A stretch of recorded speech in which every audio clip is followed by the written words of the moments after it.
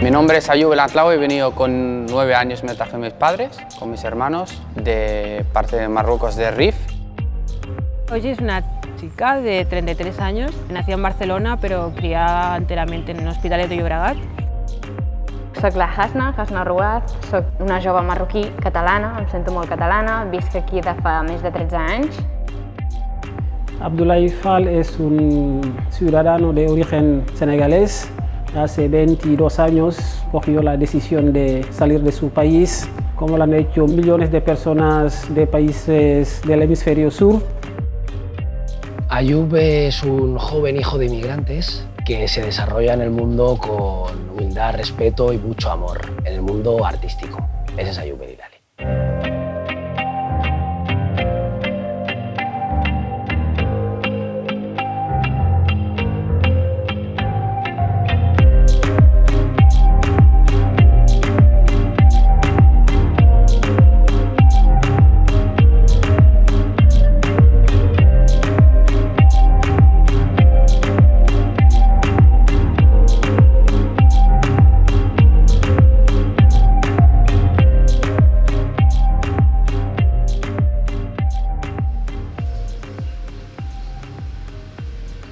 Mi bagaje migratorio en este caso proviene de mis padres. Mi padre es de Nigeria y mi madre es de Filipinas.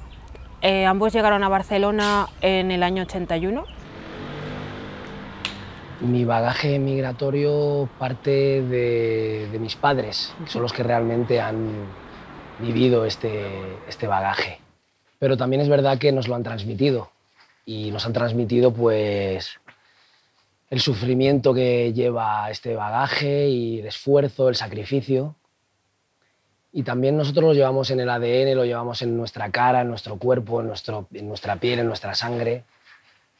Y siempre empezamos desde -1000, nunca empezamos de cero. Potser són moltes barreres que has de saltar per arribar a un lloc, no? Que no hi haurien de ser des d'un inici. Només perquè tu ets d'un país diferent, d'una cultura diferent, o potser vesteixes de forma diferent, no? Primer va arribar el meu pare aquí, a Espanya, i després, posteriorment, van passar uns anys i ens va portar a tots plegats. Arribes a un lloc, no saps l'idioma, tot és diferent, no? És un inici, no? Des de nou. En aquest intent de millora potser no s'ha contemplat que podran haver dificultats en incorporar-nos, ¿no? O que se'ns permet incorporar, ¿no?, a un altre país. Yo salí de Senegal con un título, una licenciatura de filología inglesa, pero al llegar aquí no pude ejercer de lo que estudié, porque estuve 2 años indocumentado, luego trabajé de todo, porque tenemos que sobrevivir, fregaplatos en restaurante, camarero, pintor, pinche de discoteca, todo lo que salga. Yo siempre he sido un emprendedor. Soy una persona de siempre que quiere llegar a más.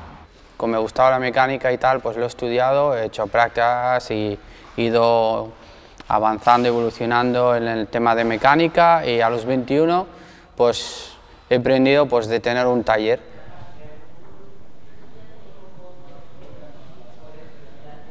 Recibí una beca de la Fundación de la Universidad Autónoma de Barcelona para cursar un postgrado. Entonces hice un máster a la Autónoma, hice un segundo máster a la Pompeu Fabra. Decidí aplicar por un doctorado en la Autónoma de Barcelona que defendí en 2017.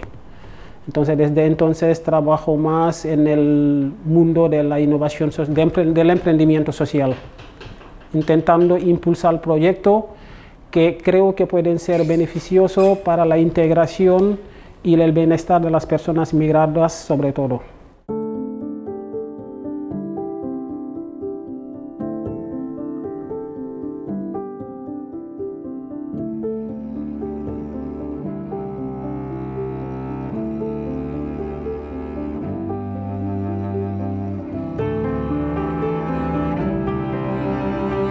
España ya está al mismo ritmo de retos que tienen las grandes economías y los grandes países que han recibido población inmigrante en Estados Unidos y en Europa. Hay ciudades, por ejemplo Barcelona, que ya tienen casi un 28% de su población que ha nacido en el extranjero, y esto sin contar con personas que tengan background étnico. Y creo que este es el principal reto, que debemos entender que ya no es un tema de inmigración. ¿Cómo nos asumimos como una sociedad ya diversa y desigual también?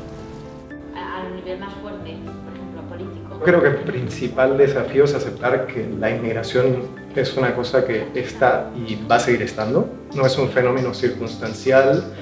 Yo creo que uno de los principales retos es empezar a aceptar que la sociedad es diversa y va a tender cada vez más a la diversidad.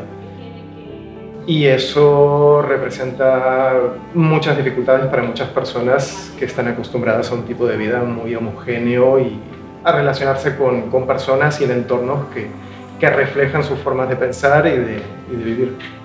A eso le añadimos una crisis de valores humanos. Yo creo que en este momento estamos en una situación posiblemente de crisis económica, pero de crisis de valores humanos, de responsabilidad, solidaridad, empatía, honestidad, etcétera, etcétera, etcétera. Y estos valores están siendo sustituidos por unos discursos y por la utilización de unos símbolos y de unas ideas como muy básicas que apelan a sentimientos primarios, ¿no? Como puede ser el miedo, la identidad. El principal reto, sin ninguna duda, es tener una política migratoria con un enfoque en derechos humanos, con una perspectiva de la integración social como derechos, no como asimilación, que fue lo que se ha pensado en los últimos años.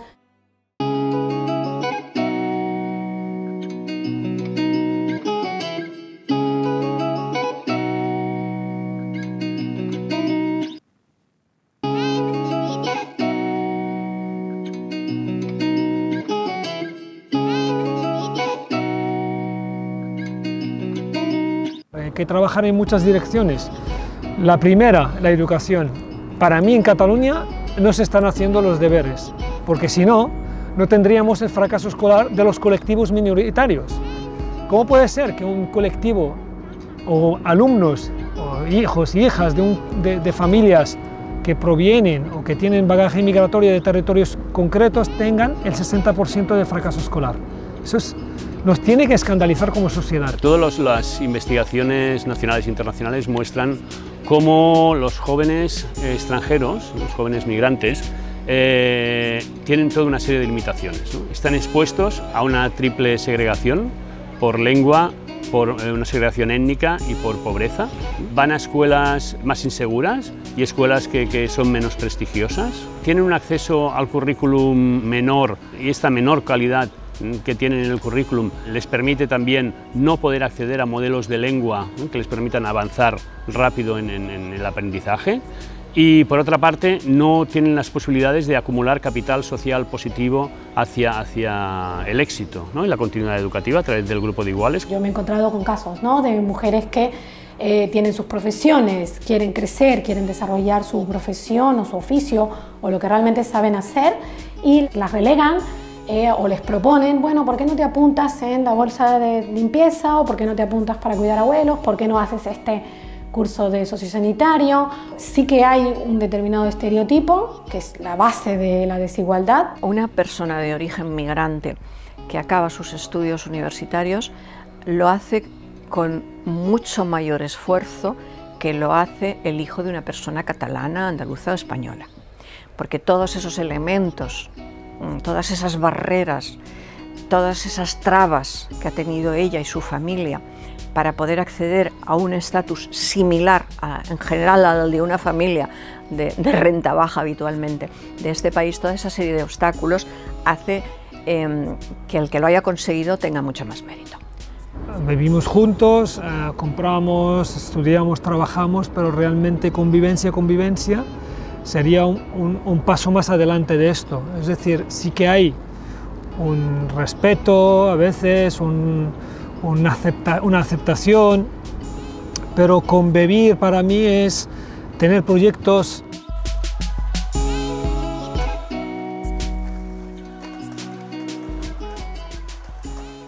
Nosotros lo que hacemos es facilitar primero la información y orientación a las personas migradas que quieren hacer una carrera universitaria y que lo ven complicado. Segundo, tenemos convenio con universidades públicas donde facilitamos el acceso a estas personas a estas universidades.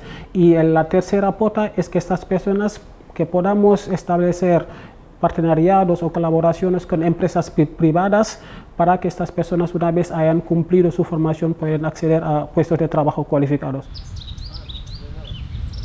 Me apunté a un bootcamp de Data Science y a partir de ahí pues aprendes cómo es un algoritmo. Vi que habían algunos que dependiendo de algunos parámetros como pueden ser el sexo, la raza o tu identidad sexual, podía variar mucho el resultado. Normalmente bajo la frase esta de que todos somos iguales se eliminan parámetros de sexo, por ejemplo, o por ejemplo el hecho de que creamos que todo lo que un algoritmo te dé es cierto. Y entonces, por ejemplo, plasmar lo que es tu confianza en un algoritmo, en una fórmula matemática, cuando debería ser al revés.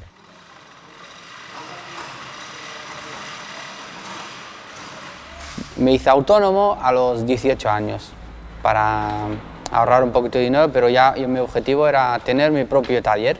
Y el taller se me quedaba pequeño, tuve que ir a otro taller que cabían 5 coches.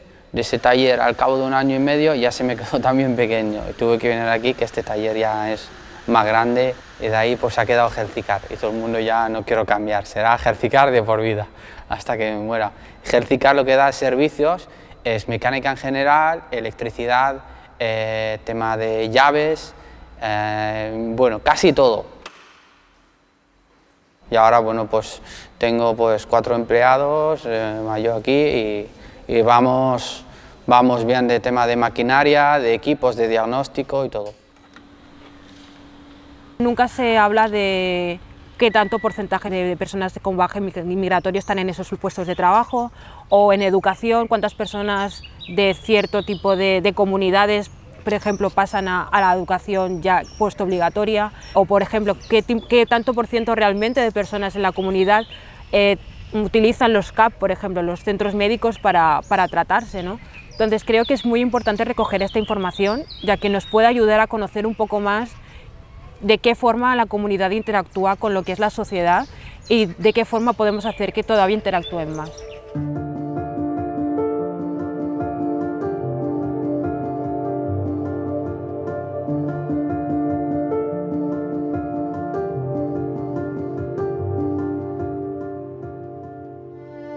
Rechazar migrantes en sí es moralmente una bancarrota, porque como sociedad civilizada también tenemos ciertas responsabilidades con respecto a refugiados, a gente que busca asilo por su situación personal, persecución política, persecución por identidad de género o sexual, otro tipo de cosas. Hablamos de acogida, que es un término positivo, pero que si luego las desgranamos vemos que más bien son políticas asimilacionistas, ¿no? y poco acogedoras, muy impersonales, que nos hablan más de incorporación y del esfuerzo individual para incorporarse, que no de una política real de integración en la que sea pues multidimensional. La ley de extranjería dice que las administraciones públicas deben trabajar la integración, pero primero, ¿qué es integración? Aquí podemos debatir muchísimo tiempo.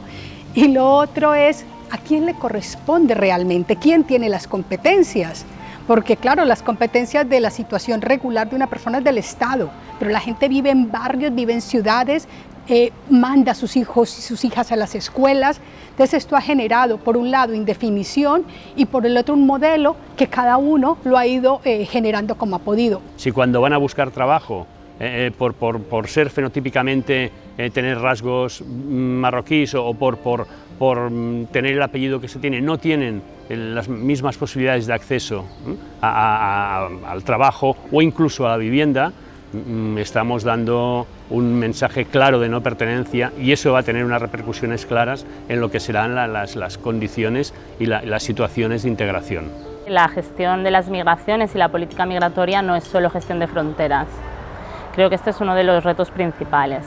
Y luego el segundo es combatir a toda esta ideología del miedo, del choque de civilizaciones, que además en los últimos tiempos está teniendo un auge con la extrema derecha. El problema de los discursos de odio, de la xenofobia, de todos estos elementos, es que son elementos que van en contra de lo que es la construcción de una sociedad democrática, pero es que también empeoran y digamos, empobrecen nuestra convivencia, porque generan miedos, generan odios y en lugar de responderlos preguntando, escuchando, hablando, ponen esta confrontación. Yo creo que la primera consecuencia de este discurso es la división, ¿no? Divide entre unos y otros. Unos se sienten criminalizados, se sienten víctimas de este discurso, por lo tanto, difícilmente se atreverán a aproximarse, a acercarse a los demás, porque pensarán que todo el mundo daría apoyo a este discurso, y esto significa una limitación, significa que la gente cada vez tendrá menos autoestima para participar, para atreverse a exponerse.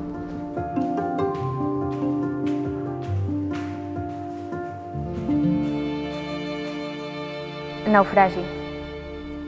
El vaixell s'enfonsa, tomba, s'enfonsa, tomba i m'enfonsa. Ningú em salva. Per què? Per què deixen que el mar m'expulsi a la sorra?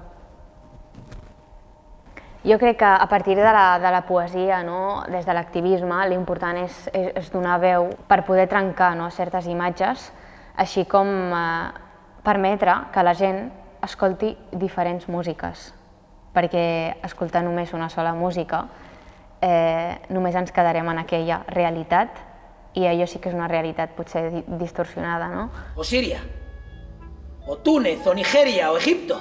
Descubrí la liturgia, descubrí la sensibilidad poética, los textos, la transmisión de las emociones.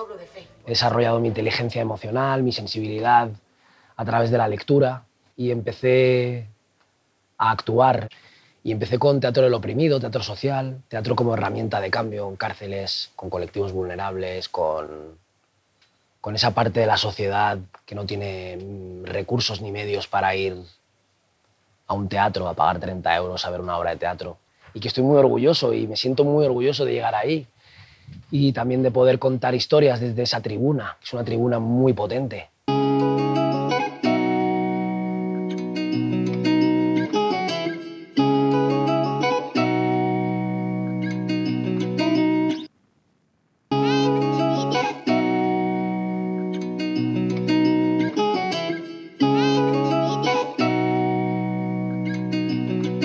A mí no me gusta hablar de la migración en términos de beneficios, porque entonces estamos como tratando a personas en función del servicio económico o de otro tipo que nos pueden dar.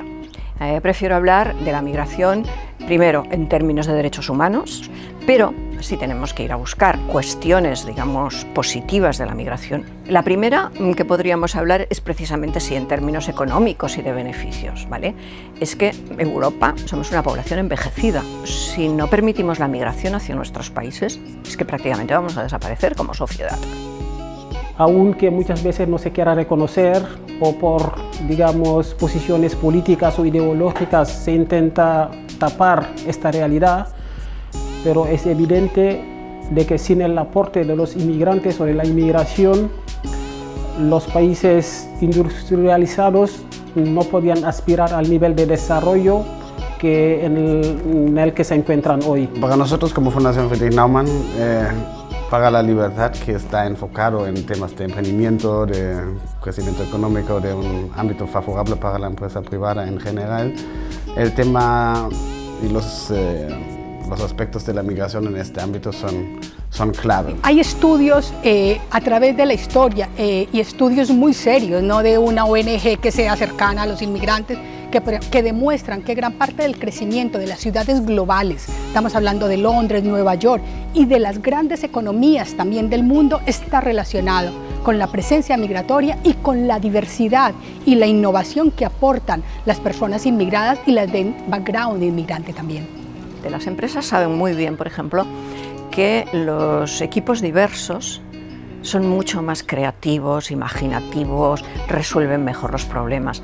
Es decir, equipos en los que hay diferentes nacionalidades, gente de diferentes edades, gente incluso de diferentes ideas políticas, y que esa diversidad ayuda a plantear un problema o pensar en un proyecto desde múltiples perspectivas. y por lo tanto siempre será una solución más rica o un proyecto más amplio y con más miradas. Yo pienso que hay una característica importante en el emprendimiento de personas migrantes que muchas veces es su manera también de aportar a la ciudad que les ha acogido, ¿no? A la sociedad que les acoge, porque promueven mucho tanto la difusión de su manera de hacer y de trabajar y de su cultura, como cómo se mezcla con la manera de hacer y de trabajar de aquí. Y esto puede verse en la actividad propia que van a desarrollar, pero aparte de la actividad propiamente, la manera de gestionar también la empresa también muestra hibridaje. En Alemania, por ejemplo, la tasa de empresarios con raíces en otros países es mayor que la tasa de la población alemana de siempre. Entonces, la motivación de aportar con una empresa propia al bienestar propio y con ello también al desarrollo económico de un país es importantísimo. Las sociedades europeas en general tienen que reconocerse como diversas. Es que esto es imprescindible para entender que la diversidad nos enriquece y tenemos que reconocernos visibilizándonos y viéndonos, haciendo partícipe en la construcción del espacio público, de las políticas públicas, de las acciones públicas a personas de todo tipo, de diferente origen, de diferentes realidades. Y esto es el proceso que tenemos y esto es el reto.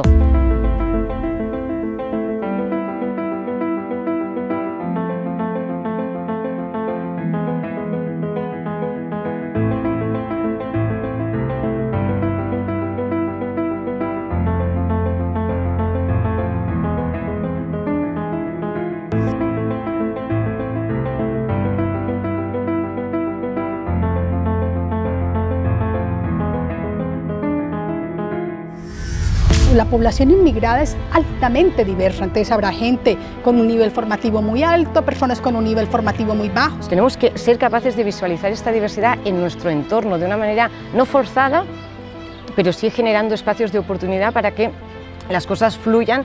Políticas públicas que favorezcan el emprendimiento general de cualquier persona y ciudadano que quiera emprender de forma individual o colectiva, porque de forma colectiva ofrecemos muchas más oportunidades a personas que de otra manera no se lo podrían plantear. Y también me gustaría que hubiera todavía más, creo que empieza a verlo, ese hibridaje, ¿no? Esa mezcla entre personas de diferentes culturas. Yo creo que mi principal deseo de cara al futuro es que la sociedad en la que vivimos ahora puede estar más preparada porque nuestros hijos y nietos se sientan a casa. Está en nuestras manos poder desarrollar verdaderamente una escuela inclusiva que dé una respuesta a todos los jóvenes por igual, ¿no? Desde la equidad y que además contribuya a crear unas sociedades mucho más igualitarias. Creo que nadie quiere emigrar de su país, dejar su familia para ir a otro país. Entonces se arriesgan. Lo que busca la gente es en la mayoría de los casos es una mejor vida para las personas, para las familias, para sus familias. Entonces todo lo que facilita la integración en el mercado laboral, lo que facilita también la creación de empresas propias, puede apoyar al combate al racismo básicamente. Si viéramos la migración desde el rostro humano, no se resolverían automáticamente los problemas que estas personas tienen o las barreras que les ponemos, pero empezaríamos a castigar, por ejemplo, a través del voto, a las personas que aprueban una ley de extranjería que hace que mi vecino Mohamed, porque ha perdido el trabajo, tenga que volverse a su país. Yo creo que uno de los principales ejes a trabajar es la cuestión de pasar del asistencialismo a la participación activa. Políticas que den la oportunidad a todo el mundo a participar, a ser protagonista. Empecemos a ver en los espacios mediáticos, en los espacios públicos, la diversidad que vemos en nuestras calles y luego creando espacios de interacción positiva porque es allí donde nos encontramos. Nosotros los comunicadores tenemos la responsabilidad de no demonificar, de no estigmatizar, de no crear subgrupos ni vincular nomenclaturas a colectivos, estigmatizar. Yo deseo que haya más empatía entre los seres humanos. escuchando y sobre todo tampoco no comparando experiencias. El hecho de simplemente escuchar es una actividad, es un ejercicio que és súper valioso i crec que les persones deurien hacerlo más. S'ha de donar aquest pas, no, a conèixer les altres veus, a solidaritzar inclús, no, amb la diferència, però que no només es digui, perquè això ho diem molt, sinó que es passi a l'acte, de debò, no? No olvidarnos de las características individuales, porque a veces cuando hablamos de inmigración es como si fueran colectivos homogéneos. No, también tenemos que centrarnos en personas con sus historias de vida. Y creo que es ahí donde tendríamos que ir tirando para entender cómo gestionamos la diversidad a partir de políticas públicas que se adecúen a los nuevos contextos.